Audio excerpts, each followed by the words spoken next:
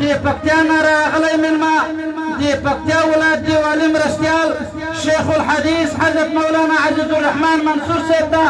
چې د دریځ خواته تشریف راوړي او بلخوالو ته خپله عالمانه وینا واوروي ډېر قدرمن محترم د پکتیا ولایت مرستیال والي شیخ الحدیث عزیز الرحمن منصور صاحب.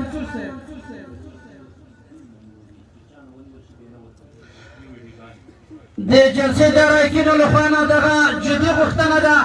چې هېڅوک دې په شخصي موبایلونو باندې ویډیو نه کوي. که هر چا شخصي ویډیو کوله د امنیتي ملګرو لخوا یې موبایل ونیول څه بیا د ګیلې او د شکایت حق نه لري. بیا هم وایي هېڅوک دې د ویډیوګانو کولو کوشش نه کوي. که هر چا ویډیوګانې کولې د امنیتي ملګرو لخوا به نیول کېږي. او د مقررینو علما کرامو په خدمت کې دا عرض کوم چې خپل بیانونه په نهایت اختصار سره وکړي.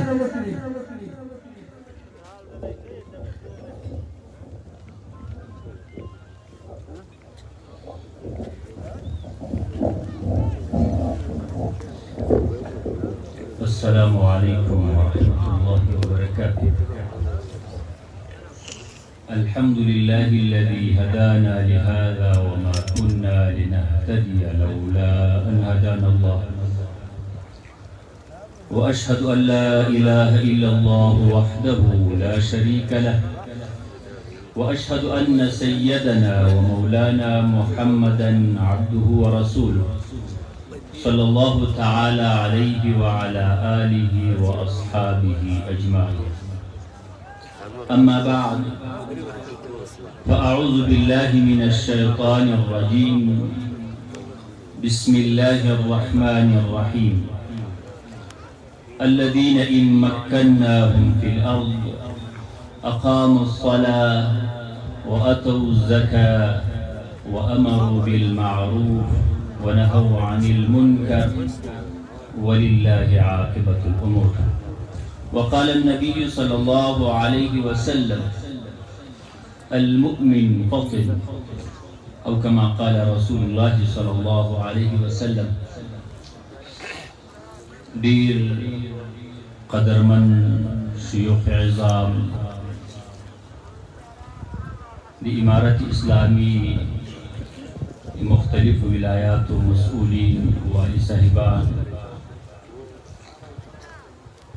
او ډیر هغه فارغین چې د ډیر زور او څار او محنتونو وروستو د فراغت او د فضیلت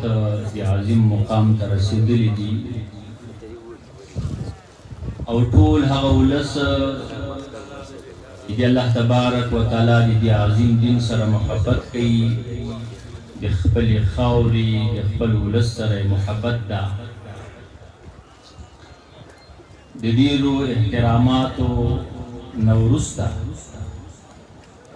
چونکې وخت مختصر ده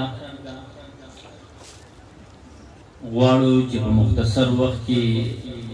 مختصرې خبرې وکړلی شو. الله تبارک و تعالی توفیق او د عمل کولو توفیق را نصیب وګرځوي. الله تبارک و تعالی د موږ د تاسې د پاکې خاورې او پاک وطن ته ډېر عظیم انعامات ورکړي دي. په دنیا کې که موږ وګورو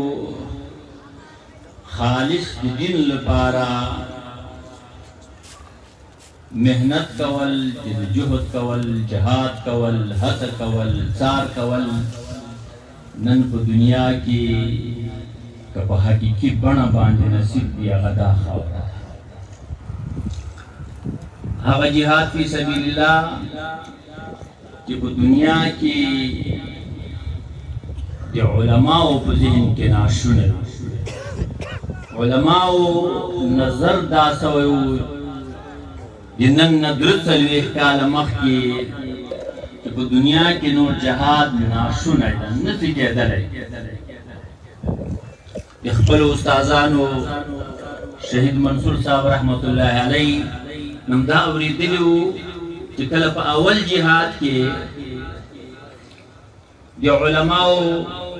ټولګیو د مختلفو اقشارو اقوامو وطنونو د علماو سره ملاقات کېده وایي هغوی به دا ویل چې دا د جهاد زمانه نه ده. والحمدلله د دې مؤمن اولاد په هڅو باندې په کړاوونو باندې په دې درې څلوېښت کاله چې دنیا ته دا وښودلی شو چې څنګه جهاد د اعلای کلمت الله لپاره په صدر اسلام کې کار ورکاوه، په دې پیړۍ کې هم کار ورکوي. دا شهامت دې ولس ښودلی ده، دا د دې مؤمنو مخلصو مؤمنو د الله سره محبت کوونکو مجاهدینو علماء کرامو طلباء کرامو او د مخلصو عوامو ښودلی ده. دا عظیم فضیلت په دنیا کې الله تبارک وتعالی دې ولس ته ورکړی ده. دا د الله تبارک وتعالی عظیم انعام ده. ځکه په دنیا کې د ایمان او د ایمان سره چې اخلاص راشي دې نه غټ نعمت نشته. دا غټ نعمت الله تبارک وتعالی دې خاورې او دې ولس ته ورکړی، دې شکر وباسو. بیا الله تبارک وتعالی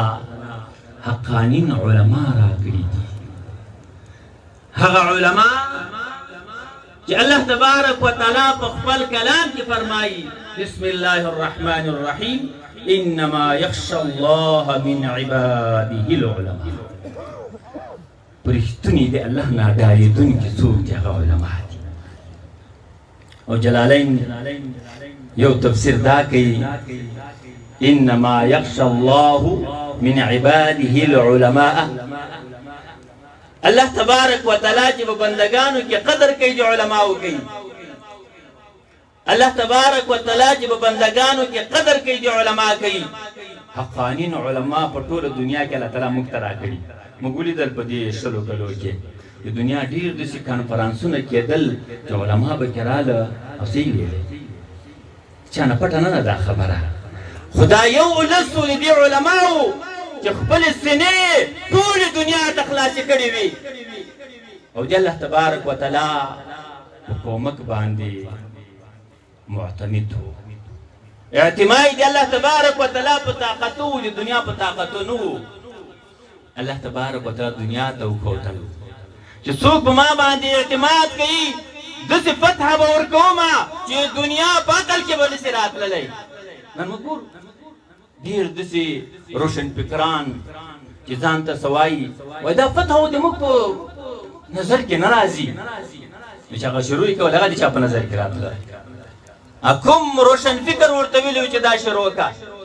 چې چا شروع کړی وي هغوی ته خو ټولې دنیا د ټولې دنیا نعوذ بالله کمکل ویلې، هغوی د الله په طاقت باندې اعتماد شروع وکړه، الله خپله فتحه ورکړه. انا فتحنا لك فتحا مبینا. دا د الله تبارک وتعالی وعده ده. کوم مؤمن مولس چې د الله تبارک وتعالی سره په تعلق او په اخلاص مبارزه شروع کوي، انقلاب شروع کوي، الله تبارک وتعالی به دغه صفت ورکوي چې څنګه شروع کړي. شروع د عقل نه ماورا وه، ختم د عقل نه ماورا ده. او نن د اسلام د حقانیت یو غټ دلیل په دنیا کې هغه دا ده چې الله تبارک وتعالی دې حقانینو علماو او عوامو او مخلصینو او مجاهدینو ته داسې فتحه ورکړې چې ټوله دنیا ورته حیرانه ده. د ټولو دنیا طاقتونه او د ټولو هغه ملکونو چې ځان ته اسلامي او مشاورتونه ورسره مل وو دلته راغلو، الله مشاورتونه هم ختم کړو، طاقتونه هم ختم کړو، فتحه یې ورکړه. دې نه غټ دلیل د حقانیت بل څه شی ده؟ نو دام الله تبارک وتعالی نعمت راکړی ده، علما یې راکړي حقانین. او الله تبارک وتعالی داسې وطن راکړی. زه اکثره دا وایم چې ټوله دنیا متحده ده په دې باندې چې افغانان څنګه په احساسې کمتري کې واچوي. ځکه ویښیاران وایي که د ډېرو استعدادونو وال انسان په احساسې کمتري کې وولیدو هېڅ هم نه ده، او که ډېر د کم عقل والا د احساس کمتري نه بچ سو وساتلی سو ډېر غټ غټ کارونه کولی شي. نن ټوله دنیا لګیا ده په دې باندې چې نعوذ بالله افغانان ډېر بدبخته خلک دي. ادا ده ها ده، زه په الله قسم خورم په دنیا کې د افغانانو نه نیکبخته خلک نشته. یو امیر یو ممسیر په یو بیعت یو، افغانان یو ټول عسکر د امارت یو، په سپېڅلې عقیده په سپینه مینه یو کتاب یو محساب وحدت یو بې له خدایه مو له هیچا هیره نشته قربانیو ته تیار د شریعت یو نړیوالو دا په ډاګه باندې واورئ نړیوالو دا په ډاګه باندې واورئ پېژندلي ذوالجلال په رسمیت یو قرآن سیاست دی دین سیاست ایوان سیاست دی بیا نه ووایي چې څنګه ملامت یو نری تکبیر نری تکبیر نو په ټوله دنیا کې بختور خلک د افغانان دا چې ما څومره په نصوصو سوچ کړی ده او څومره ما خوبونه لیدلي دي په دنیا کې دي افغانانو مؤمنو مخلصو افغانانو بختور خلک نشته ځکه الله د دین خدمت له دی اخلي نبی کریم صلی الله علیه وسلم چې دنیا ته راته په هغه زمانه کې فارس او روم د دنیا مخور خلک وو د روم سره کتاب و اهل کتابو پارسیان آتش پرستو بت پرستو الله د دین کار ترې وانخیست د دین کار یې د چا نه واخیست چې په ظاهرا بت پرستو خو د دې خلکو سره خپل بت پرستي سره اخلاص و الله تبارک وتعالی هغه اخلاص د اسلام طرف ته جلب کو او بیا یې داسې کار ترې واخیست چې د ټول دنیا معلمین شو نن افغانانو کې دغه شی ده الحمدلله ایمان هم ده اخلاص هم ده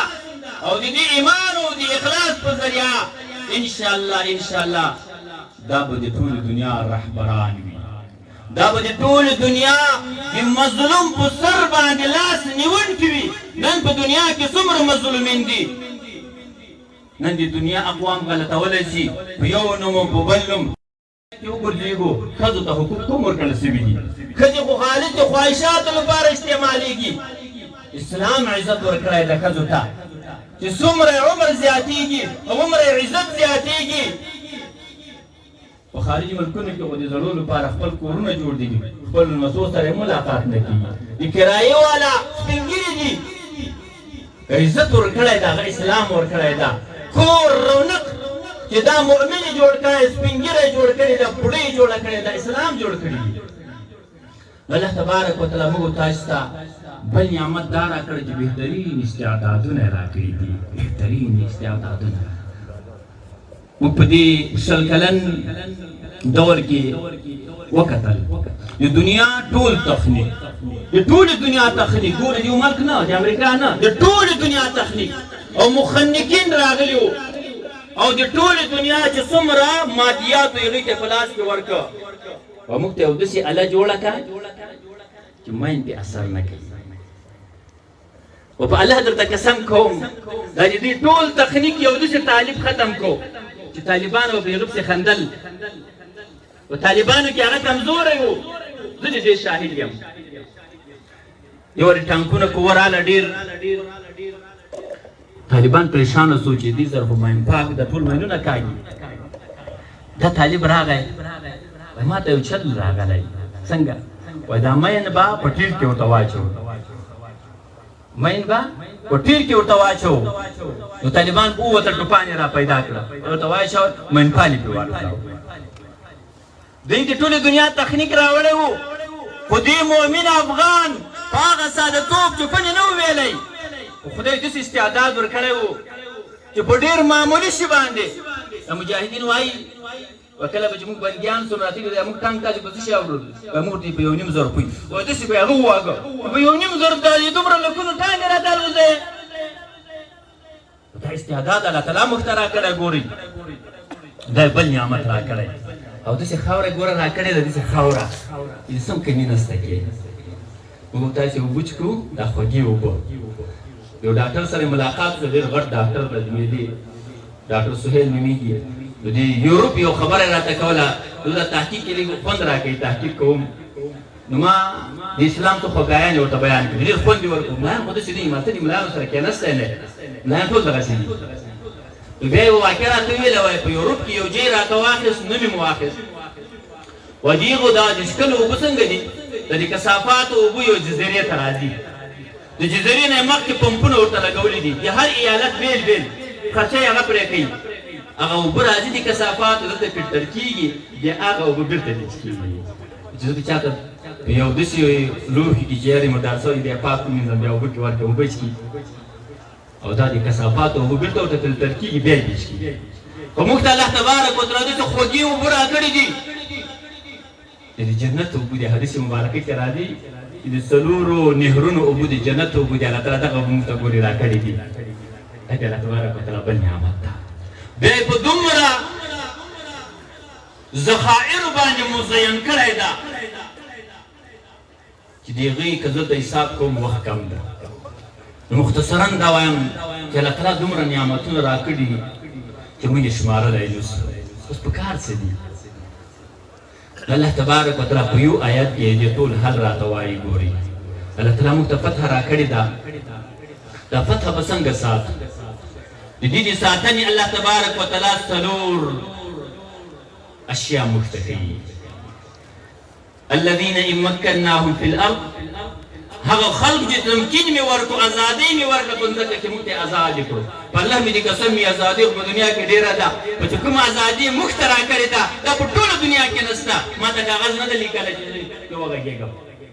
زما چې په زړه کې څه حق راځي هغه ټول وایم خو دنیا ته ولاړ شئ داسې به ورته لیکلي ترې غږېږي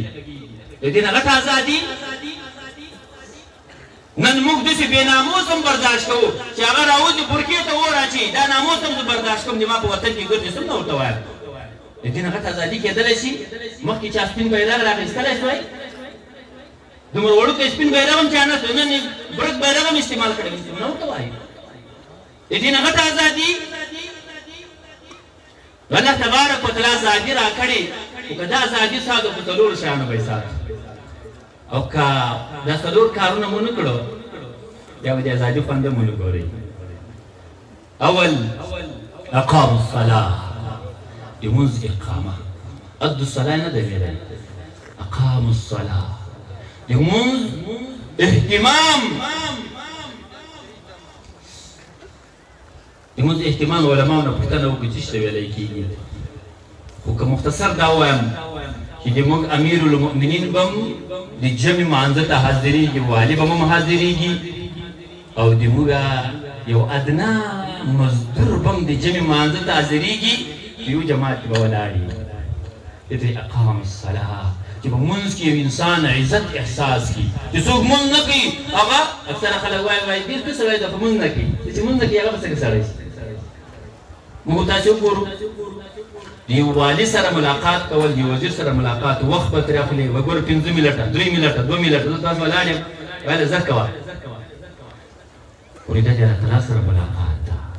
او بیا الله تعالی دا نه چې بس څومره یې وخت کولی شي څومره وخت کولی شي د الله نه څه غوښتلی شي هر څه پوره کولی شي زموږ پښتون بیټک ته ورسه مېلمنخانې ته ورسه او ورته وژاړه ولا چې د ټیټې زوی یو څه بدل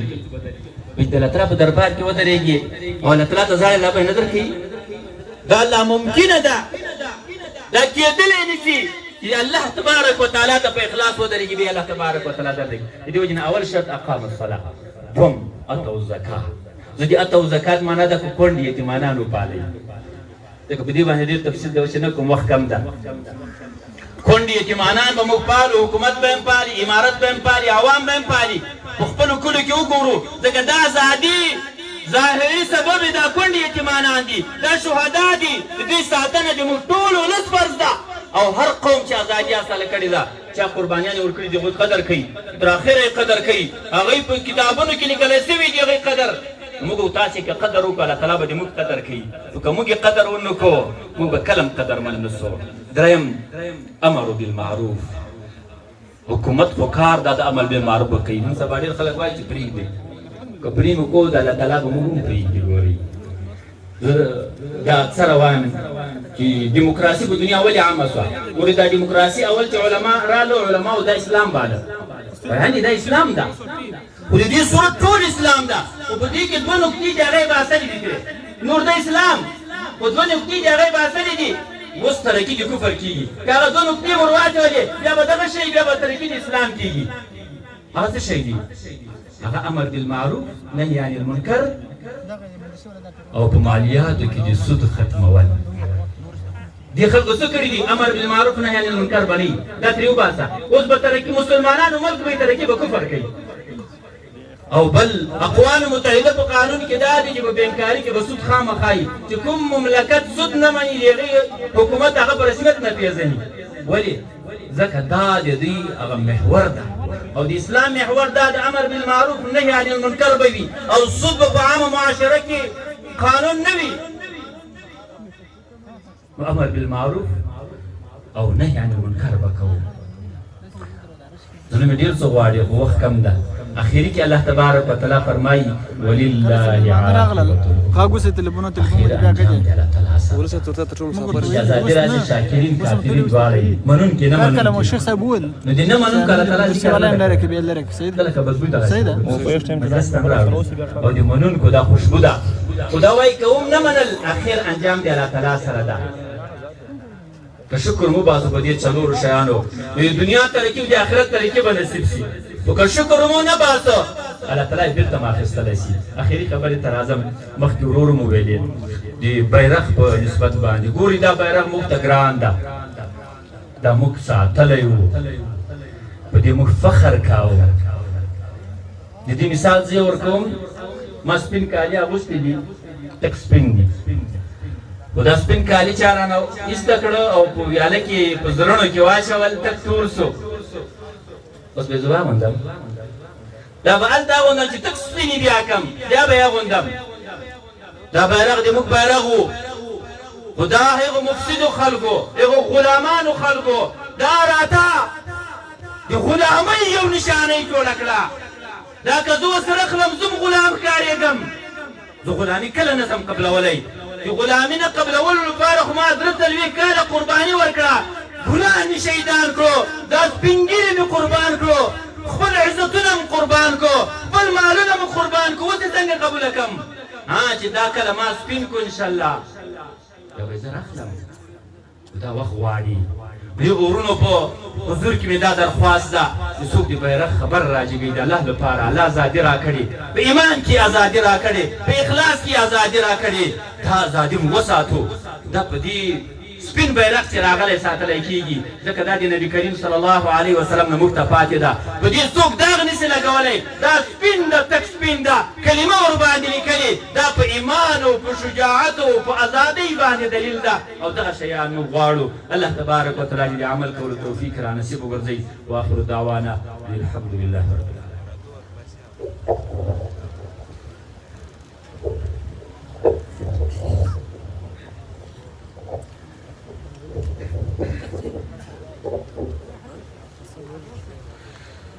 آزادی در تدرب مهربانی و او دا کال د مبارک فتح کال و څومره لوړه حوصله دې په نصیب وه د پامیر غوندې سرشاری د مورال و یو سړی دلته ملګری د ابلیس و یو سړی دلته استازی د دجال و بل سړی دلته په دین داسې مضبوط و حقانی صاحب رښتیا د دین جلال و بل سړی دلته په دین داسې مضبوط و حقانی صاحب رښتیا د دین جلال و هدیره یې له بچیانو شوله ډکه ازادي درته زروارې مبارکه سر راپورته کړه امیر المؤمنین ستا ملګري ستا ارمان ته رسېدلي دښمنان دې ټول لګت سره مات شوي د تکبیر چغې جهان ته رسېدلي غیرتي وې رب غیرت در باندې کړی دعاګانې دې اسمان ته رسېدلي امارت دې په دویم ځل مبارک شه طالبان دې کابل جان ته رسېدلي سر راپورته کړه دعاوې راته وکړه ازادي درته زروارې مبارکه سر راپورته کړه دعاوې راته وکړه ازادي درته زروارې مبارکه دا ډیر محترم د پکتیا ولایت مرستیال والی شیخ الحدیث عزیز الرحمن منصور صاحب دامت برکاتهم العالیه چې ستاسو په وړاندې خپل عالمانه جذابه او ګټوره وینا وړاندې کړه